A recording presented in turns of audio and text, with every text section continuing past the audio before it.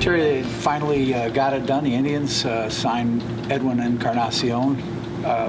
Both of us, I think, probably a little surprised at maybe how fast it happened. In that. Well, so were they surprised. Yeah. I can tell you, 48 hours before he agreed, they didn't think they were going to get him because he had been sitting on what amounted to the $60 million offer for over a week. I mean, they were tweaking with how it was going to be, but his agent was clearly trying to get Texas involved or somebody else involved because, you know, Encarnacion went from turning down $80 million from Toronto.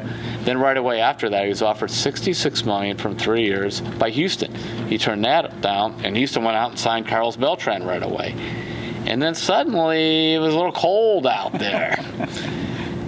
And they kept thinking, the Encarnacion camp, that Texas was going to come in because they were looking for a hitter, but they never did. So it ended up being the Indians in Oakland, the last two, with about the same type of money. And so the Indians got him. Now, here's your big thing. The Indians' payroll next year is going to be about $135 million. It's going to go on from like in the low 90s to $135 million. That's going to be now close to an average Major League payroll.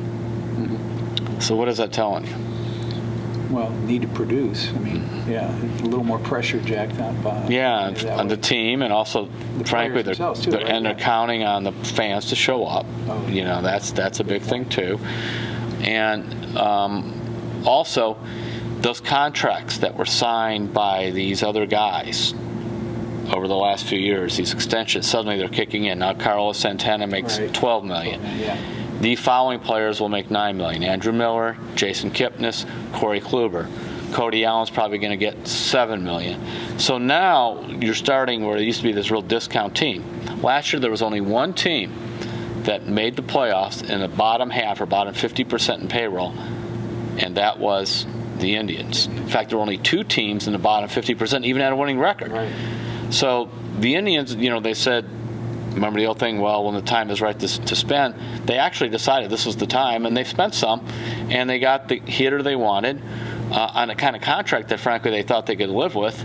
And, you know, come opening day, they got a lot better team now than they had a week and a half ago. Right.